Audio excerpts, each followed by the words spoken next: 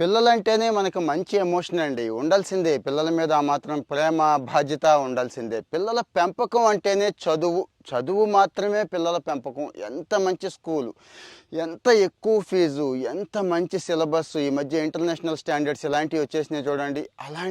అలాంటి వాటిలో చేస్తే ఆ పిల్లల్ని బాగా పెంచొచ్చు అనేది ఒక వచ్చేసిందండి. అందరికీ అది వచ్చేసి 80% భారతీయుల్లో కొంతమంది 80, కొంతమంది 90, 100% కూడా ఖర్చు చేసేస్తున్నారు. ఏది ఆదాయంలో 10 లక్షలు సంవత్సరానికి సంపాదిస్తే 10 లక్షలు లేకపోతే 8 లక్షలు పెట్టేస్తున్నారంటండి. ఇందులో ప్రత్యేకంగా చెప్పుకోవడానికి ఏముంది అంటారు మీరు.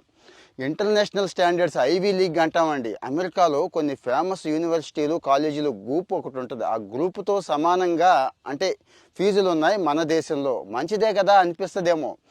మనకంటే వాళ్ళ ఆదాయం 5-10 రెట్లు ఎక్కువ ఉంటుందండి. గుర్తుంచుకోండి. మనం 10 లక్షలు సంపాదిస్తే వాళ్ళు 50 లక్షల కోట్ల రూపాయలు సంపాదిస్తారు సంవత్సరానికి. మరి వాళ్ళతో పోల్చుకుంటే అంత అంటే మీరు అర్థమైందంటే వాళ్ళు 5-10% ఎడ్యుకేషన్ మీద ఖర్చు చేస్తున్నారు. ఏది ఇంత మంచి క్వాలిటీ ఎడ్యుకేషన్ మీద అండి. మన వాళ్ళు ఫీజులు ఒకటే కాదు, మీకు తెలుసు. ట్రాన్స్పోర్టేషన్ ఫీజు అంటాడు, ఎడ్యుటెక్ యాప్లు అంటాడు, బట్టలు అంటాడు, దానికంటాడు, దీనికంటాడు. ఇంకా మీరే చెప్పాలి కామెంట్లో ఏమేమంటారు.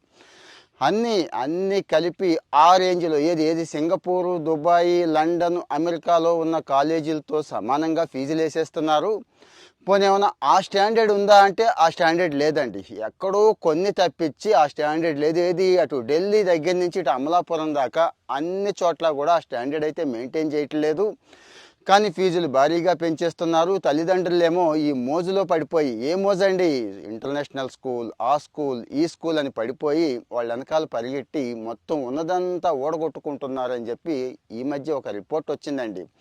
మామూలు రిపోర్ట్ అయితే ఎవరు పట్టించుకోం. OECD and World Bank famous report అండి. అంటే తల్లిదండ్రులు చేస్తున్న తప్పేంటి అనేది ఇక్కడ చెప్తున్నారండి. చదువు ఒక్కటే కాదు, గుర్తుంచుకోండి. చదువు ఒక్కటే కాదంటే మల్టిపుల్ స్కిల్ సెట్ మీద కూడా ఇన్వెస్ట్ చేయాలి. పిల్లలకి వేరే స్కిల్స్ కూడా నేర్పించండి అని. అలాగే కేవలం స్కూలు దానికి ఏదో పేరుంది, ప్రతిష్ట ఉంది, లేకపోతే నలుగురిలో మనం ఏదో బాగా గొప్ప అయిపోవచ్చు, ఆ నలుగురు మన పిల్లోడు చదువుతున్న స్కూల్ని చూసుకొని మనకు డప్పు కొట్టేస్తారు అని చెప్పి మనం ఆరాట పడిపోయి ఉన్నదంతా పాడు చేసుకుంటున్నామని చెప్పడం నా ఉద్దేశం అండి. చదివించొద్దు అని అంటలేదు. క్వాలిటీ ఎడ్యుకేషన్ ఎక్కడుందో చెక్ చేసుకోండి. ఫీజుల్ని చెక్ చేసుకోండి. వాళ్ళు ఫీజు కాకుండా వసూలు చేసే చాలా ఉన్నాయి చూడండి. అది అది అవి కూడా చెక్ చేసుకోండి. ముఖ్యంగా స్టాండర్డ్ చెక్ చేసుకోండి.